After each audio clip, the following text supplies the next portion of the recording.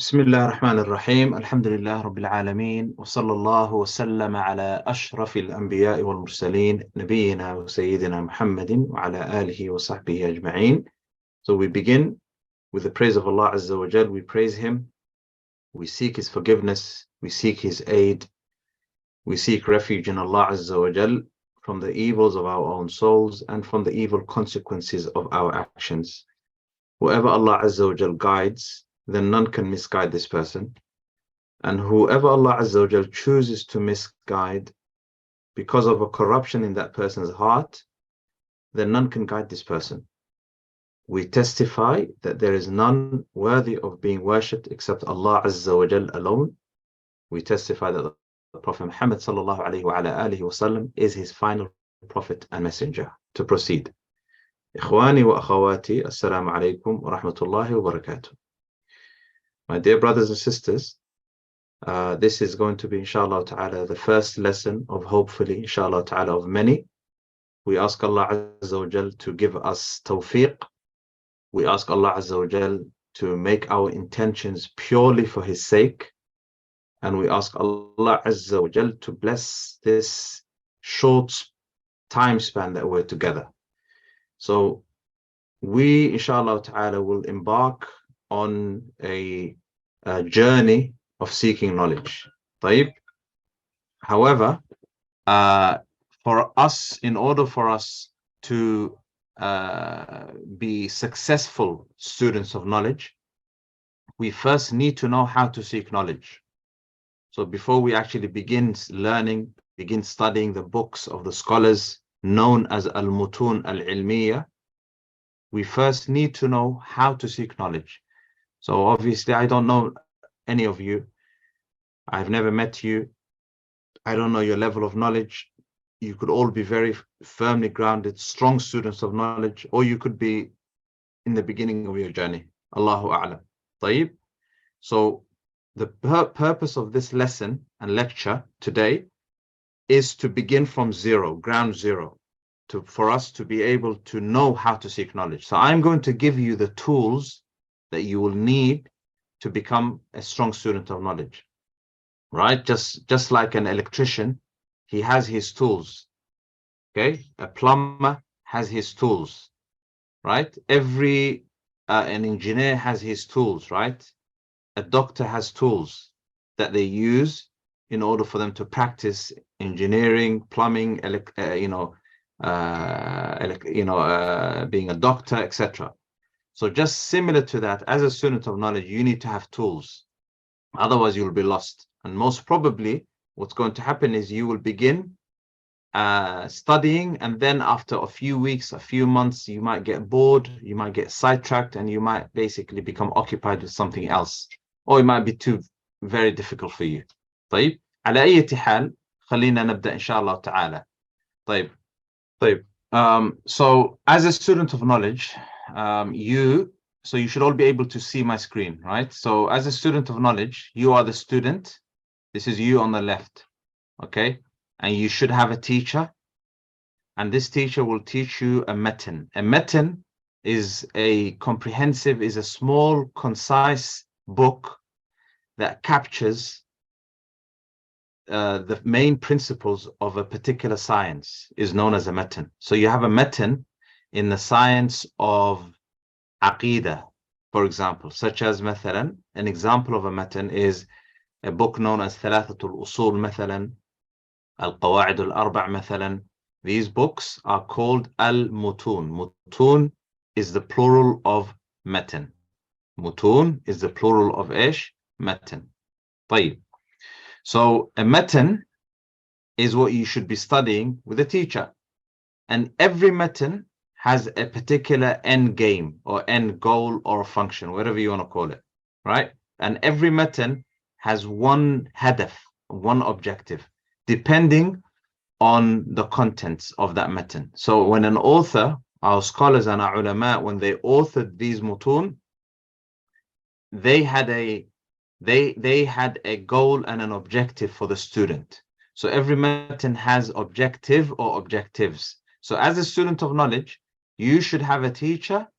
The teacher teaches you through a matan, and the matan has a function that you should achieve. This is basically the end result of the matan. Now, that's what should happen. طيب? You may even have multiple teachers. So every teacher teaching you a different matan. This teacher, مثلا, is teaching you aqidah. This one is teaching you fiqh. This one is teaching you usul al-fiqh, وهكذا. طيب? And similarly, يعني, every teacher is teaching a different mutun, right? So once you become more proficient, you might be studying 3 different books simultaneously at the same time. Okay? Now, the challenge, the problem that many of us face, or many students face, is they have so many teachers and they don't know which teacher to go to. They don't know which method to study. They have no process, they have no system. Okay? This is the problem that many people face. So, مثلا, for example, someone may tell them, listen, you need to study Umdatul Ahkam. And they study Umdatul Ahkam, which is a book or a matan in the science of hadith, right? Now, you shouldn't be studying Umdatul Ahkam before Al-Arba'un An-Nawawiyya. طيب? So you should have what's known as a tadarruj fil ilm. You should begin from the basic books, up then the intermediate, and then the more advanced. So, مثلا, the problem some students face is they begin with advanced books before they study intermediate books, before they study beginner level books. طيب?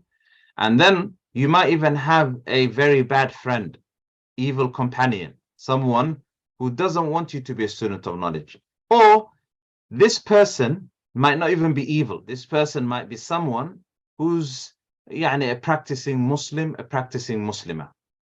But they are not a student of knowledge, right? So this person might be someone who goes to the masjid, prays their 5 daily prayers. MashaAllah, she might be a sister who wears her hijab, but they like to go to coffee. They like to do things that are, they like to basically they like to have a good time. They like to have fun, or they like to, in a halal way, obviously, but they like to basically do things that are not befitting of a student of knowledge, or things that distract you away from knowledge. طيب?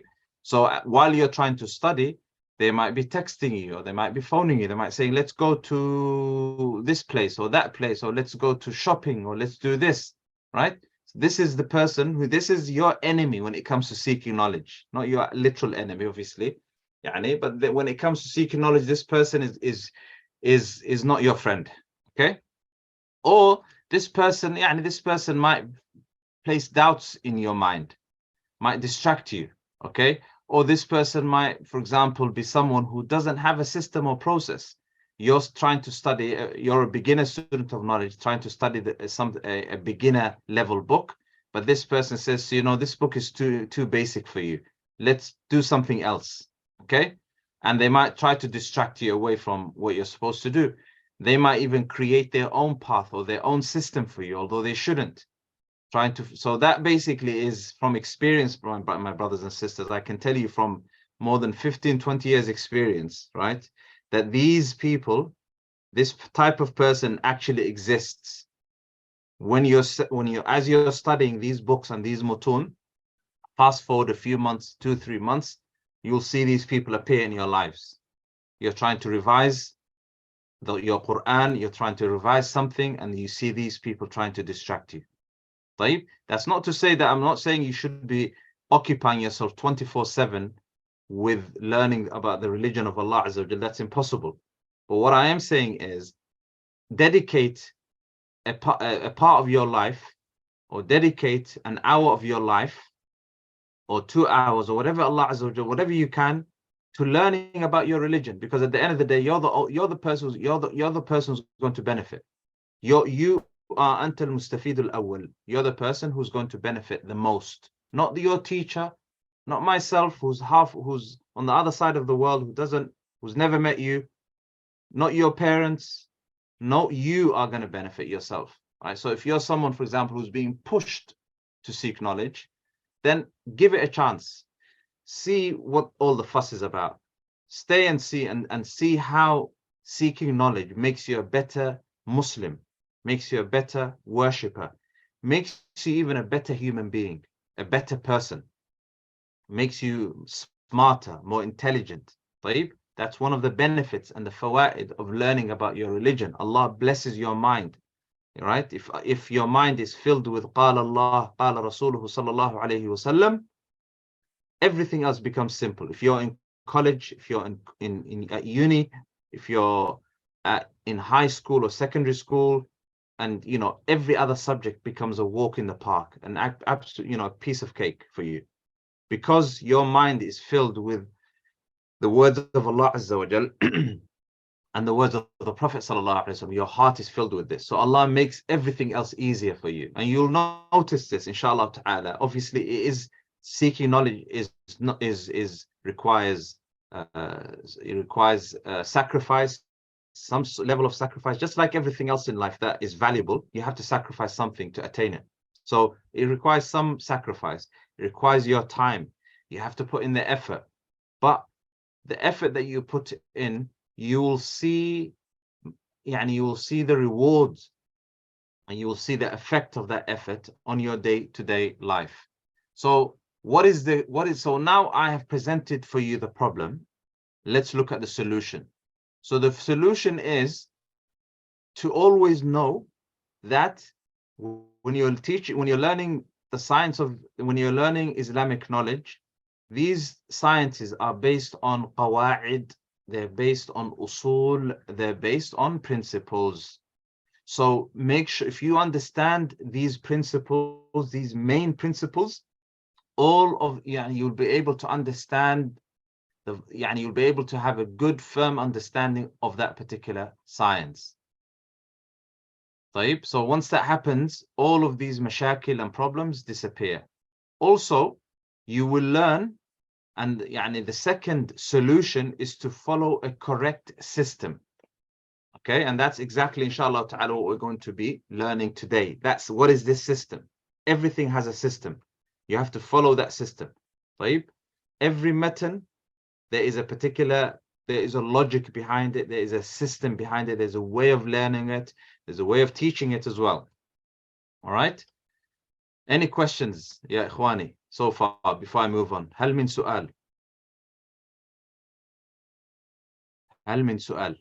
طيب, I cannot read the chat. جميل. طيب, so that's the second solution. The third solution, طيب, is to minimize distractions while you're studying. Turn your phone off, put it on silent, move it away from you, your eye line, just minimize distractions. Go to a place where, inshallah ta'ala, it's quiet in your house. Minimize distractions. Give your all to seeking knowledge. The scholars, rahimahumullah ta'ala, they used to have a saying, إذا أعطيت العلم كلك أعطاك بعضه وإذا أعطيته بعضك لم يعطيك شيء. If you give knowledge all of your time, you will learn some of knowledge. If you give knowledge half of your time, you won't attain any knowledge. Don't be distracted. ما جعل الله لرجل من قلبين في جوفه. Allah Azza wa Jal gave you one heart, okay, one mind, one brain.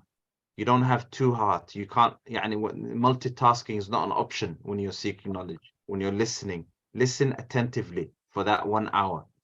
It's just an hour a week. 1 hour a week dedicated to learning about your religion. طيب. So this is what I call, ikhwani wa akhwati, the student maturity model.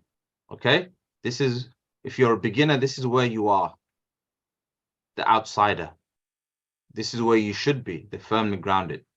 So who is the outsider? This is a person who doesn't really know a lot of Arabic, doesn't spend a lot of time learning about their religion, finds it difficult to recite the book of Allah Azza wa Jal, lacks basic, it's difficult for them to grasp basic concepts, but they're interested to learn about knowledge, but their lifestyle doesn't allow it. Okay, so this is the outsider. This person usually, if they don't move to the next level, they abandon knowledge altogether. They have a high risk to abandoning knowledge. Right? Then you have the pretender. This is a person who's better than the outsider. This is a person who pretends to seek knowledge, right? This is a person who's being pushed to seek knowledge. Their parents have pushed them. مثلا, a person now who's being forced to come to this lecture. يعني, they could be, and their parents or their father or their mother has told them, you have to spend every Sunday at this time, you have to listen to this person who you don't know who this person is. You have to listen to this person and learn what they're saying, or benefit, right? So this is a person who's being pushed. So this is the pretender. So they have no idea. The pretender doesn't have. Majority of Muslims are in this category, right? This is a person who has no idea where to begin. They have a strong desire to learn, but they keep jumping from sheikh to sheikh, book to book. They go to Islamic conferences. They never revise or rarely revise, and they usually spend many years in the same level, right? Then, alhamdulillah, this person, the pretender, has can abandon knowledge at any time. They have a high risk. There's probably, I would say, a 40% chance. I would say probably a 60% chance or 70% chance of them abandoning knowledge altogether, not going to any lessons. Right? The outsider has about 90% chance of leaving. Right? Then you have the student, talib. This is the student of knowledge. This is what we all should aspire to. This is a person who's proficient reciting the reciter of the Quran. They know how to recite the Book of Allah. They've memorized some mutun. They attend lessons regularly. They don't skip lessons except for a necessity, darura, but they hardly skip lessons. They follow a particular system, and they're starting to understand the speech of the ulama. Right? The student of knowledge. And this is the firmly grounded. The firmly grounded is ar-rasikhuna fil ilm, someone who is has achieved critical thinking level, right? They have completed one matan at least in each science. They're able to deduce rulings from the evidences, right? So this is the firmly grounded, and this is what we should aspire to. So this is basically for you to measure yourself. If you find yourself attending these lessons and finishing mutun for at least 6 months to up to a year, and you find that you have passion for seeking knowledge, and you're understanding how to seek knowledge, then you probably are in this level, this category here, the student. If you're still lost, you don't know how to seek knowledge, you don't have a system, you still like to seek knowledge, you're at the pretender stage. If you're not really into seeking knowledge, you really don't really, and it's not really that important to you, then you're in the outsider stage. واضح? جميل. Let's move on. طيب. Now, inshallah ta'ala, we're going to look at the main objective of seeking knowledge. So on the right here, you have the main objectives of seeking knowledge: worshipping Allah Azza wa Jal, remembering Allah Azza wa Jal, understanding the book of Allah Azza wa Jal and the Sunnah. That's really the main source. The reason you're seeking knowledge, you have to ask yourself right now, why are you here? Why are you seeking knowledge? Why are you spending 1 hour of your Sunday a week listening? And why are you here? ايش السبب? So you have to ask yourself. The answer is 2 things. Firstly, to remove ignorance from yourself. That's the main thing. And then once you remove ignorance from yourself, you remove ignorance from others. Right? The main objective after you remove ignorance from yourself is making sure you worship Allah Azza wa Jal upon the Sunnah of the Prophet, just like the Prophet used to worship Allah Azza wa Jal. To remember Allah Azza wa Jal, to be a better Muslim, better worshipper. طيب, this is you here on the left. How do you get here? And this here, this no man's land here, this place here is a minefield, right? How do you worship Allah? If you don't know how to worship Allah Azza wa Jal, and if you don't follow a system, you might end up worshiping Allah Azza wa Jal in the wrong way and fall into innovation, fall into bid'ah. You might not even worship Allah entirely. You might even fall into kufr and disbelief. And there's so many shubuhat and shahawat, there's so much fitna around us. Right? So how do you get there? You follow a methodology and a system. What is this methodology and a system? This is based on principles. Right? This methodology and system is based on principles. And when you're learning about the masail al-ilmiyya, when you're learning the specific issues, knowledge-based issues issues, this is what you should be following. This is the methodology. Firstly, you picture the issue. So if I say to you now, مثلا, let's say we're learning about al-mashu ala al-khuffayn. What is the sunnah when it comes to wiping over the socks? So you have to picture the issue. You know what socks is, what socks are, what is wiping. Let's say, for example, you have to, in your head, understand the issue, what's being talked about. طيب? Then the second question you have to ask yourself, what is the hukum? What's the ruling? Is it halal? Is it haram? Is it wajib? Is it makruh? Is it mustahab? What's the hukum? طيب? And then when you know the hukum, you need to know the evidence, the dalil. When you know the hukum, you need to know the dalil, the evidence. طيب. Now that we've understood this person, firmly grounded person, how does he get to this system? How does he get to the methodology and the system that will allow them to become good worshippers of Allah Azza wa Jal? Simple. Through the study of al-mutun al-ilmiya and matan, just like we mentioned earlier. That's the only way for you to become firmly grounded in seeking knowledge and become a better worshipper, by understanding al-mutun al-ilmiya. طيب? Then you need to have the right intention. Are you doing it for the sake of Allah Azza wa Jal? Or are you doing it for your parents? Are you doing it just so people say, MashaAllah, Tabarakallah, look at so and so, look at Ahmed, look at Aisha. They are learning about their religion, they're becoming better Muslims. Is that your intention, so that people point to you when you're in gatherings and people praise you? Or are you doing it for the sake of Allah Azza wa Jal? So you have to have the right intention. Then you will get to a method and methodology and a system. Then the final objective is having a correct understanding of the Quran and the Sunnah.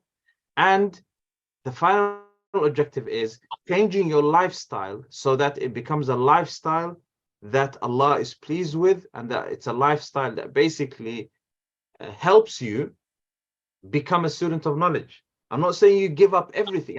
You don't have to give up the tayyibat and the mubahat and the good things and enjoying the things that Allah Azza wa Jal has made halal for you, but you change your lifestyle in a way that pleases Allah Azza wa Jal, and you change your lifestyle in a way that makes it easier for you to seek knowledge. Right? And then, inshallah ta'ala, once you do this, you become a good worshipper. هذا هو الهدف الأسمى. This is الهدف الرئيسي. This is ماذا? The main objective, to become a correct worshipper. Okay? Why did Allah Azza wa Jal create us? من يجيب? Who can answer that question? Why did Allah Azza wa Jal create us? What is the purpose of your creation? نعم محمد يوسف تفضل. Allah created us to worship Him. أحسنت, well done. To worship Him. So you're learning, you're seeking knowledge. إيش السبب? To become a better worshipper. That's why you're seeking knowledge. Everything you're going to be learning is to worship Allah Azza wa Jal, because you were put on this earth to worship Him. Okay? Jamil. طيب. So I'm going to skip this. So إيش اسمه? Also you learn how to deduce the dalil. What is the khilaf? If there's a khilaf, it's in fiqh. What's the rajih? What's the preferred opinion? You memorize as well. Especially if you're young, you memorize. Okay? If you're young and Allah Azza wa Jalla has given you good memorization skills, you memorize. You make sure your intention is for the sake of Allah Azza wa Jal. And in every book that you learn, you look for a pattern. Okay, you look for a pattern. And you have the right friend. Okay, you have the right friend. طيب? And you remember to ask for help. Ask for help from your friend, from your scholar, your sheikh, your teacher. Ask for help. Is'al. If there's anything you don't understand, فَاسْأَلُوا أَهْلَ الذِّكْرِ إِن كُنتُمْ لَا تَعْلَمُونَ. Don't be shy. Ask, is'al, inshallah ta'ala, if there's something you don't understand. طيب. Now, whilst we're learning al-mutun al-ilmiya or al-matan, who can tell me what is a matan? Man yujib, what is a matan? Huh? What is a matan? I mentioned it a few minutes ago. What is your understanding of a matan? Tell me what you've understood a matan means. طيب, I'm going to repeat again what a matan is. Make sure you take notes. A matan is a small, concise book that captures the principles of a science. Again, a matan is a small, concise book that captures the principles of a science. طيب, who's going to repeat that?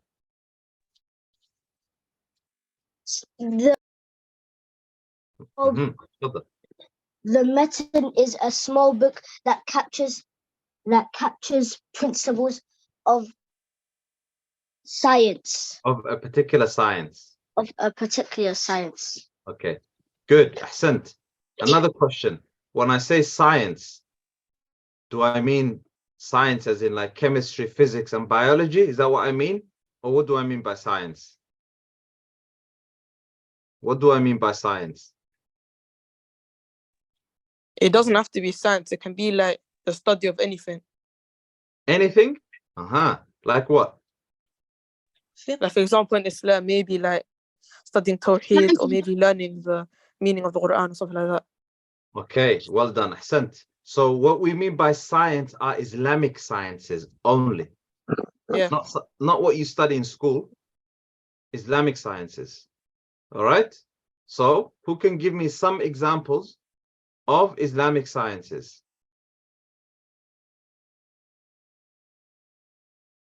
Some examples of Islamic sciences.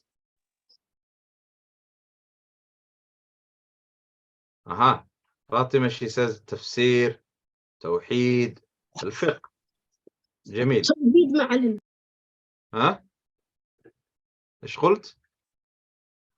What did you say? Repeat yourself. طيب, Quran, نعم. That's what we mean by Islamic sciences. جميل.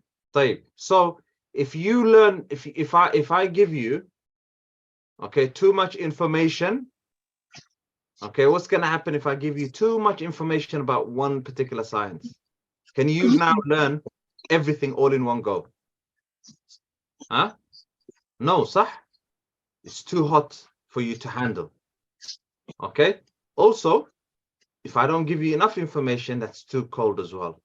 The aim is, as a student of knowledge, okay, is to get it just right. طيب? Okay? So, you all are now given the title, the prestigious title of being students of knowledge. Who can say students of knowledge in Arabic? In Arabic, how do we say students of knowledge in Arabic? طالب العلم. طالب العلم. Okay, طالب العلم is a very high and lofty status, and just by becoming a student of knowledge, now you have to now conduct yourself in a way that is befitting of a student of knowledge. Okay, so you have to know this, and you can't leave. You can't. Leaving is not an option. You have to see it out to the end. Okay, don't be a quitter. All right, no one likes to be called a quitter, right? In anything, especially something not as something as not like in something as valuable as seeking knowledge. All right, these are now, I'm going to give you 20 principles that you must know or you must have to become a student of knowledge. Make sure you make note of these 20 principles. All right, number 1, purification of the vessel. You have to purify the vessel. What's a vessel? What's a vessel? What's a vessel يا اخواني واخواتي؟ ما لكم لا تنطقون؟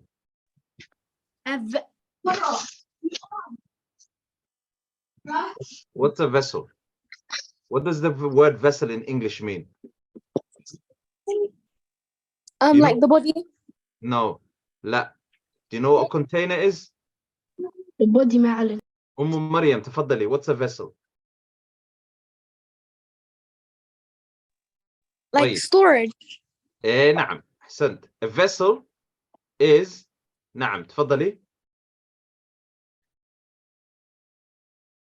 A vessel is a container. You have to purify the container. What do I mean by the container?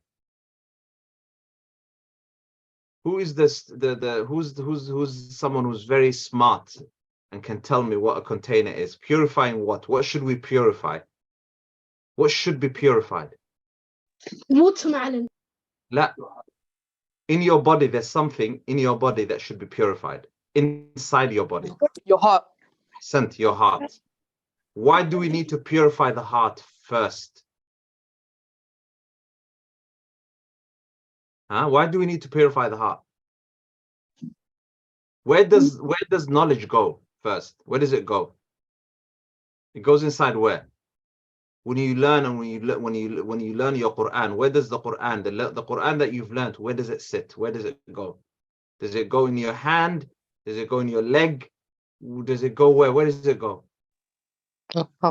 In your heart. It goes in your heart. So if your heart is dirty, okay, will knowledge be beneficial? No, it won't be beneficial if your heart is dirty. Similarly, when you move into a new house, what's the first thing you do when you move into a new house? Or before you move into a new house, what should you do?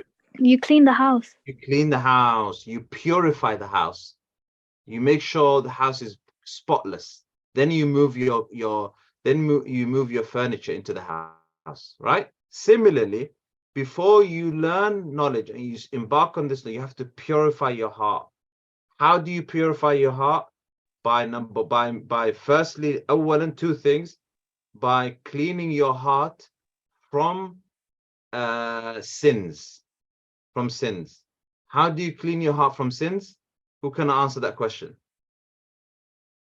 How do you clean your heart from sins? Doing istighfar. Istighfar, tawbah, al-amal al-salih, doing righteous actions.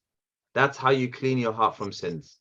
So you have to clean your heart from sins, okay? And you have to make sure that your heart is clean. And if you sin, you say astaghfirullah wa atubu ilayh every time. Don't let the shaitan come to you and say, oh, you've sinned so many times. There's no way Allah will forgive you. Inna Allah yaghfiru dhunuba jami'a. Allah forgives all sins. That's the first thing you need. Then sincerity. You have to do this for the sake of Allah Azza wa Jal. You have to have high aspirations. High aspirations is that you should aspire to be the best you can. Don't think you can't learn knowledge. You have to aspire to be the best you can. You have to focus on every science that makes you understand the Quran and the Sunnah. Focus on understanding the Quran and the Sunnah. You have to follow the right system and methodology. You have to learn to prioritize. Okay? You can't learn everything at the same time. Habba habba, one by one. Learn to prioritize. Okay? And you have to try to learn when you're young. Some of you might be 10 years old. Some of you might be 20 years old. Doesn't matter. Okay? You learn while you're young. And even if you're not young, you can, inshallah ta'ala, still learn. You have to take a step-by-step approach. Don't jump.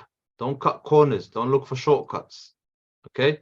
You have to have patience and sabr while seeking knowledge. It's not going to come to you all at once. You have to have sabr, patience. You might be ill one day. You might be sick and you still attend. Yani, you just have to have consistency. Okay? And you have to have the etiquettes and the mannerisms of a student of knowledge. Right? You have to abstain from anything that might affect your iman, your faith, your integrity, your muru'ah. Choose the right friends. Make sure you memorize, revise, and ask. These are very important, three important things. If you do these three things, you'll become very, very strong student of knowledge. Memorize, revise, inquire, yani ask. Okay? You have to respect the people of knowledge, the scholars, the ulama, your teachers. You have to have ihtiram and adab. Respect them. You have to always return back to the ulama and the scholars. You have to respect the books.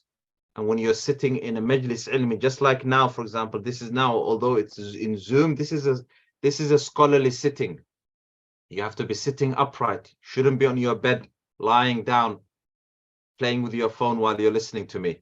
All of you should be listening upright on your desk with a notebook, with a pen and a daftar and a notepad. Allah Azza wa Jal is watching you. Maybe no one can see you. We can't see you. We don't know what you're doing. طيب? But Allah Azza wa Jal can see you. Allah can. So make sure Allah sees you respecting knowledge, right? You have to then, once you become firmly grounded, you have to defend knowledge, defend the people of knowledge. You have to make sure you ask the right questions, not just any questions, the right questions. You have to maintain a passion, a love to continue seeking knowledge. And finally, you have to make use of your time effectively, and you have to remain efficient. And inshallah ta'ala, these are the 20 tools, okay, that you will need in order to become a strong student of knowledge, a strong student of knowledge. طيب, هل من سؤال? Are there any questions?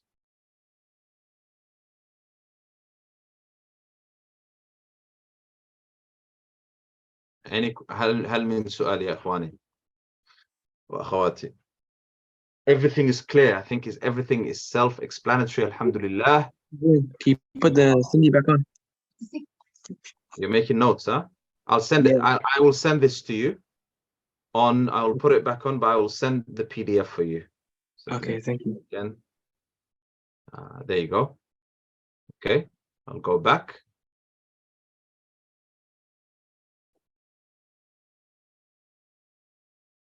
Right, that's number 10. So these are the 10 tools that you will need. And abstaining, and these are the other 10. Let me just build it out. 20, inshallah ta'ala. And I'll send you these slides, inshallah, in PDF. I'll send it to the admin of Ma'had Sa'ad, inshallah, and then they can pass it on to you, inshallah ta'ala. طيب, is there any questions, ikhwani wa akhawati?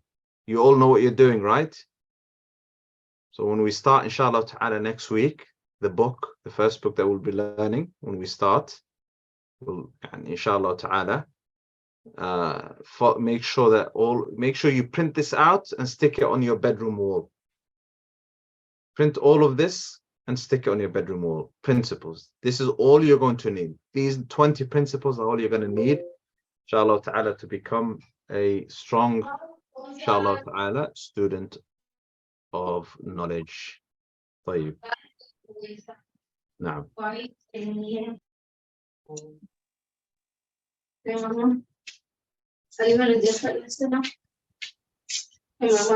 Any questions?